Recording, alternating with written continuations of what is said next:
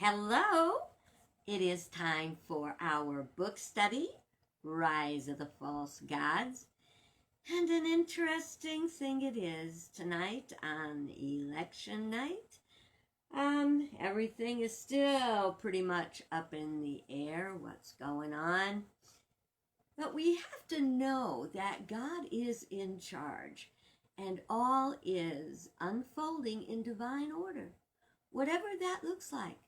If our road is going to be rough, or if we are going to move forward in a direction that we feel is more comfortable.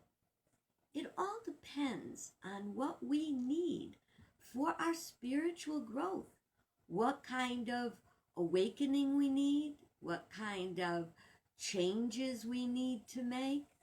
So, and as I said to you earlier, I am still holding out my disclaimer that you are probably not going to agree with a lot of the things that I may be saying. And that's okay. I'm not trying to change your minds. I'm just trying to give you something to ponder. So let me see. Last class, we ended at the bottom of page 78, where I was saying, I and many of my friends married, started families, and expected our happily ever after. And then it crumbled. I know that my experience and my studies in metaphysics and my observances of my own life experience, I came to conclusions, and they were educated realizations. And I find that sometimes they're not popular, but all I ask, consider it, okay? Just try it on, as we say. Okay, so now we're going to kind of see how things formed. Reading on the bottom, last paragraph of page 78, starting in the late 40s through the 60s, the Beat Generation emerged. They were soul-searching poets, writers, musicians who questioned mainstream culture and politics. They were anti-war, rejected materialism, militarism, consumerism, and conformity. They were in favor of individual freedom and spontaneity and rejected the establishment. Do you have any idea who is sitting in this room who might have been a beatnik type? That would be me. You should have seen me back in those days. You know, I never felt that I fit in. I just kind of was in my own category. And I tried to fit in. I wanted to fit in. I wanted to be like the other people, but I just never was cut out to fit that mold. The only thing that was different about me, even from the beatniks, so I didn't even fit in with them, was the fact that I did not reject the establishment. Oh, there were things I rejected for sure, but the establishment, as it were, didn't bother me. Now, the other thing that made me different from beatniks was their choice of music, which was jazz, which even these many years later I can't figure out. And many use drugs. That's another thing I wouldn't be interested in. Now, what I was that Eastern religion was a fascination. The beatniks, as they were called, encouraged young people to practice spiritual and socio-political action. The spiritual part was me. As you can tell, Tish wants to have her say, know that she's perfectly fine. She's just wanting to tell me that I should be going to bed about now, which I'm not. She should calm down in a minute or two. Okay. So I was all up in spirituality and even religion and the varieties of religion. The socio-political action was not calling to me. At that time, I very much trusted politicians. It was like that. And so when I say we do too much of let George do it, yeah, too many times that would be me. I confess that I did not vote until I was 30 years old. And the first vote I cast was when Jesse Jackson was running for president. I was very encouraged by his program, Push for Excellence. So maybe I was a little bit more socio-political than I thought. Soon after the beatniks got rolling, the superficial aspects of the culture became a stereotype, exploited through marketing. Oh, I just have to tell you what I looked like when I was a beatnik. Actually, same haircut, a pixie. And they used to sometimes call me Ghosty because I was always so pale. And I would wear white eyeliner and sometimes pale pink or white lipstick. And I had tights and tunics before they were cool. Look, so now it's like, what, 50 years old, 55 years later, and now tights and tunics are in. And I'm still wearing them. Okay. So then, anyway, beatniks got exploited. My main crush in those days was, Maynard G. Krebs. And he was on a program called Dobie Gillis. And he was definitely a beatnik. Now, as the beatniks became exploited, they were exploited through marketing, and Mammon and Baal, the false gods, which are Baal, ego, and personality, personal power, the carnal nature, and Mammon, the materialistic side. They wiggled their way into the beatnik culture. Individual freedom without responsibility added to the corruption of their vision. The presence of Eastern religious philosophies clouded people's own beliefs. See, back in those days, you kind of picked a religion. Your religion was your right religion, usually your true religion, what your parents raised you in. And this exploration into woo-woo Eastern stuff was not favored. Then again, you know what word I didn't use to define a beatnik, which is what I was. That was the most beatnik part of me, was a nonconformist. We did not fit into the mold. I tried, but no matter what I did, I just couldn't fit in. Unfortunately, I came to look at that as I was weird instead of thinking I am unique. And I thought I didn't have anything to offer when in fact I had much to offer. So I want to share that if you're having any battles feeling like you don't fit in, that's great. That's great. I mean, I know we all want to be normal, but who wants to be average? Think about that. Be your unique self. Back in those days, you couldn't do yoga because that was evil, or transcendental meditation, which is actually quite aligned with centering prayer. But there were all the pigeonholes. I was not too much of a pigeonhole person, even as though I really wanted to fit in. In subsequent years, And even to this day, church attendance declined as it continues.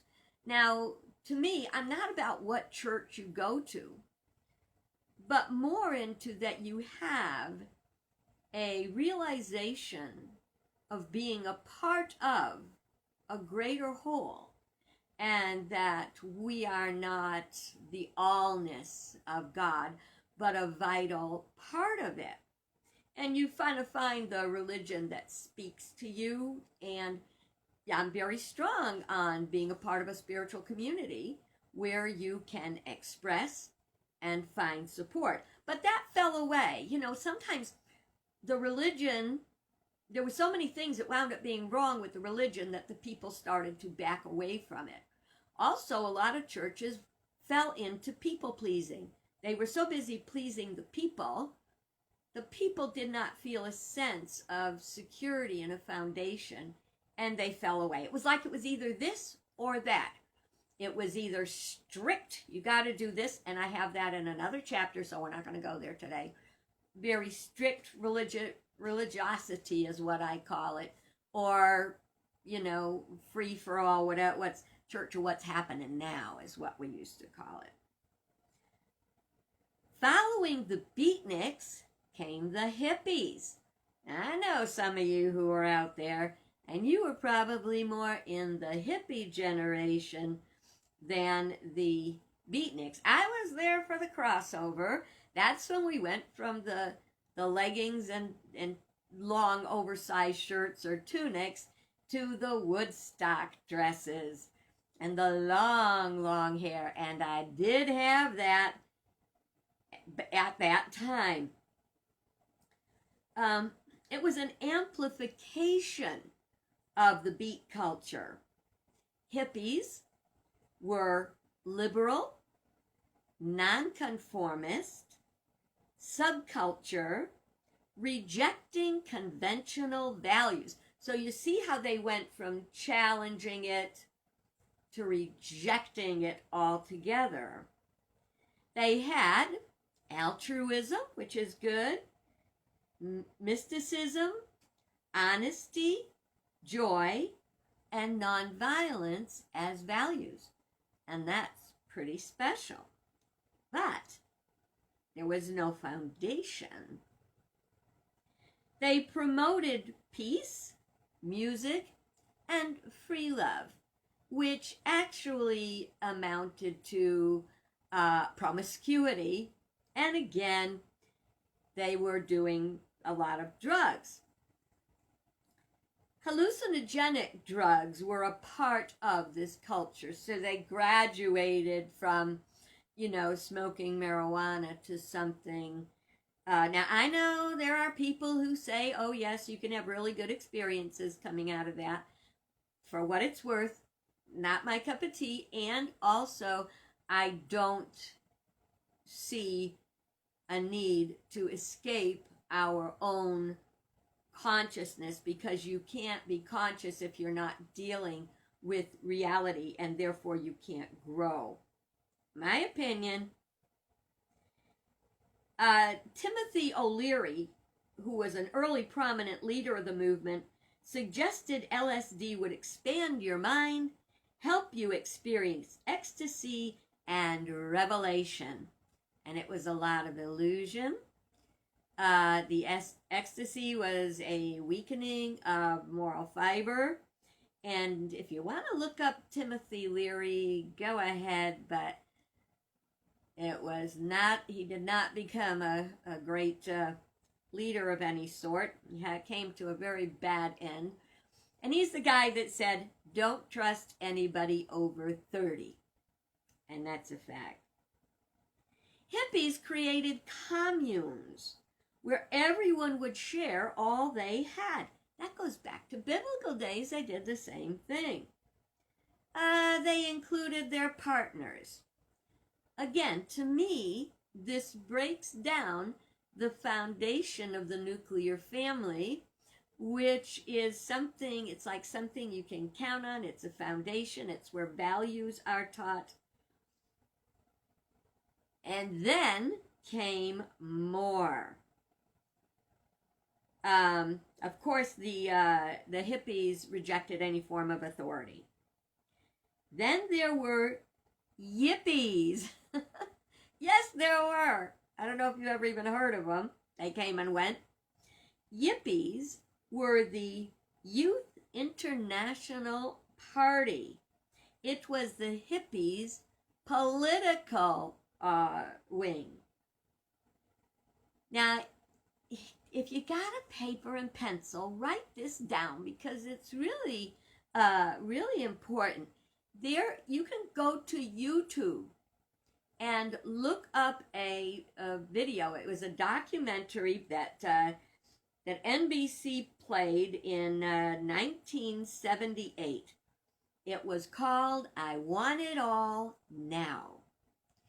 And it showed how we came to this path of extreme self-indulgence. What happened is we were having a period of great prosperity, and we fell into a form of what I would call decadence. And the decadence was focusing all on self, what I want, how I want it, when I want it, even if that meant sacrificing things that I once valued. They had a lot of prosperity, and to me, it wasn't used in the best way. The documentary was about Marin County, California. It appears to be the springboard of the current rise of the false gods. The wealthy were devoted to self and accumulation, and they flocked to that area because it was absolutely gorgeous and indulgent. The area had a natural beauty, and everything else a materialistic society considers essential to happiness. In the words of the article, and this really troubled me when I heard it, it troubled me back then, back in 1978, and it troubles me even now.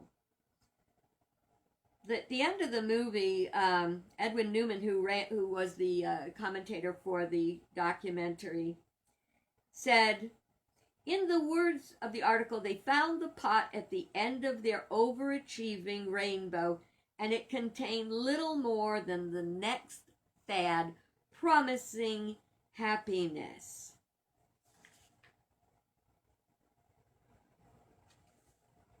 As this movement spread, those involved were first called yuppies. So we went from yippies to yuppies. And yuppies were young, upwardly mobile professionals. Now, by 1985, that term became an insult. Although the lifestyle did continue to flourish. At the end of the documentary, Edwin Newman says, as we bid farewell to marvelous Marin County of the 70s, we may be saying hello to the USA in the 80s. And we did. And many of us fell into the trap of self before the greater whole. 1 second, just want to see how I'm doing time-wise. Okie dokie. Now, the following is my opinion, okay? I don't expect you to agree with it. I only ask that you roll it around in your head. Maybe store it in the back of your mind where one day something may appear in the outer and you may, think about it again. This is based on my life experience, so I don't ask that you accept it. It was during the late 70s through the 80s the sexual revolution began. Kind of started in the 60s with the hippies and the free love and everything, but it caught on. Of course, it was a lot of very appealing. You know, get a lot of sex without any responsibility. But you see, that's not not what it's all meant. It's not what it's all about, because it's too self-indulgent. And that's when, remember when I said it all began to crumble? That's when it crumbled. Now see, I was very aware, watching my parents and their friends and the long relationships they had. Were they perfect? No, but they were good. They were good, and the people stayed together for respect. You know, they came together in harder times. They came together, like in the middle of to the end of a war. And they just had this certain degree of respect, a value of morality and integrity, and commitment. I think commitment, and it was a vow. They made vows, not, suggestions or guidelines, as Captain Barbossa would say in Pirates of the Caribbean. I was there when we went from you waited to get married to have sex to you lived together before marriage. And I don't condemn anybody. That's, you have to understand, I don't condemn anybody that does it. We are in a learning experience. But in my personal opinion, the more of a foundation we have, the stronger our relationships can be, the stronger our families and communities can be. And I am not a prude. Let me tell you something right now. I am not a prude. I'm one of the first ones to say that sex was one of God's better ideas. If it weren't for sex, of course, none of us would be here. But in Unity, we talk in metaphysics that the thoughts we hold in mind manifest in the outer world and in our lives and as our lives. And the more we were inundated, it was in the movies, it was in the music, it became to be in our homes. Marriages had a pretty good, they had a pretty good level of fidelity, staying together and stuff in my mom's generation. And then came the 60s, and then in my own marriage, of course, infidelity did come, and it eventually, the damage it did broke our family apart. And it's just about being lax. It's just about not having a foundation. And I do apologize if I'm upsetting you. I don't mean to. And again, not damning, not condemning, because let me tell you something. I had my own little walk on the wild side. But when I had that walk on the wild side, it was basically in a sense of loss and disillusionment over what had happened to my dreams and my visions and, everything I thought for a future. And I do think that as we build stronger families with a stronger foundation, we eliminate a lot of the pain and the suffering that self-indulgence causes. Oh, we should always love ourselves, but not to the point of narcissism. Okay. Sex is like anything else. It can be used, or it can be misused, or it can be abused. On one hand, it's like the mortar that holds together the foundation of a family. One time, I was talking to a priest, and I was talking about the importance of chastity and how sex is, very tempting and compelling. And he said, sex is a gift from God. People have really challenging lives, and it's a way that people can have a commitment come together, find pleasure, even in spite of their challenges. I know, corny, traditional, maybe you see it as religious, but I don't. I just see it as an idea to make life better. As my dad always said, it's not what you got that counts, it's what you do with it. Sex is a wonderful way to share intimacy. And it's not such a good idea to devalue and throw around. My opinion. So it got out of control, and like a runaway snowball gathering girth as it rolls, the decline of consciousness increases in size. It runs off the road of truth as it heads toward the black abyss of oblivion, or perhaps the primordial ooze from which we emerged. We can stop and extract ourselves from impending disaster. Oh, excuse me, bless my soul. To begin again our journey toward a good life. The biggest problem that allowed all this to happen is complacency. Over time, we became distracted by personal pursuits and technology.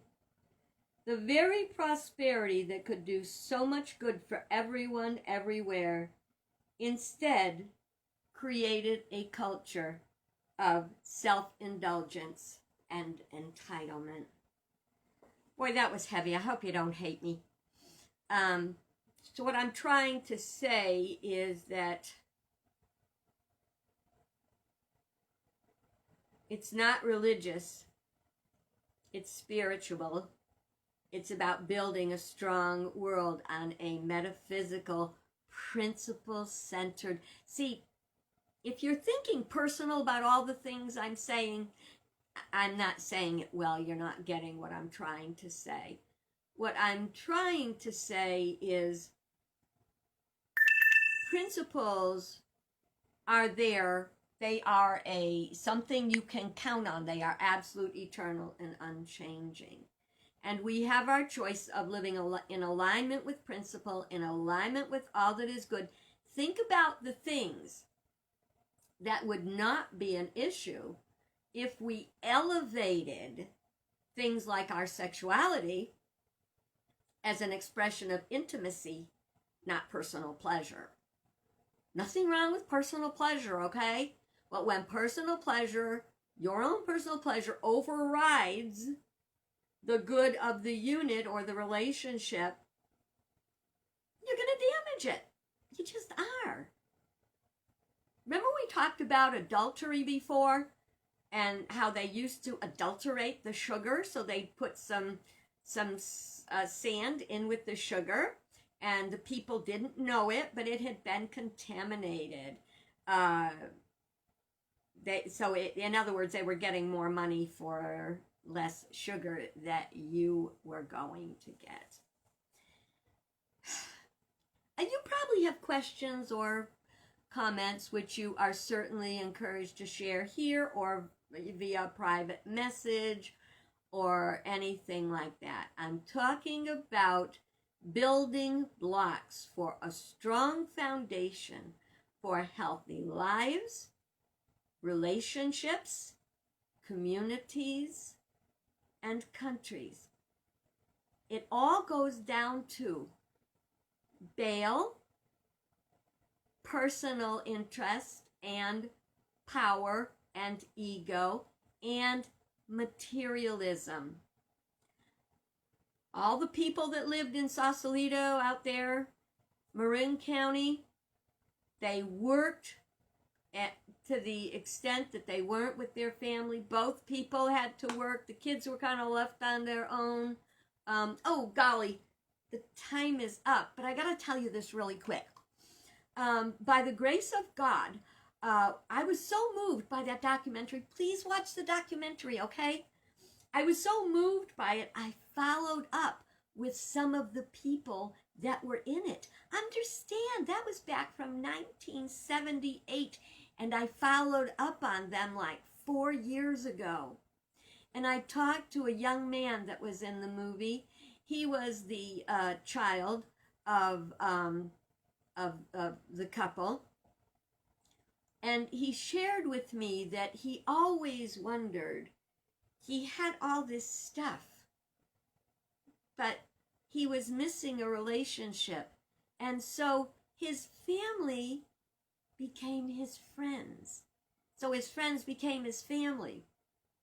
And that's where he shared his personal stuff. But you see, when there's no adult parental presence and encouragement and mentorship, you miss out. And he did very well for himself in his life, but he always had that knowing. And he wondered what it was like to be have a more normal life. Not that life is all normal, but there are realms of moral. Yes, I met with him.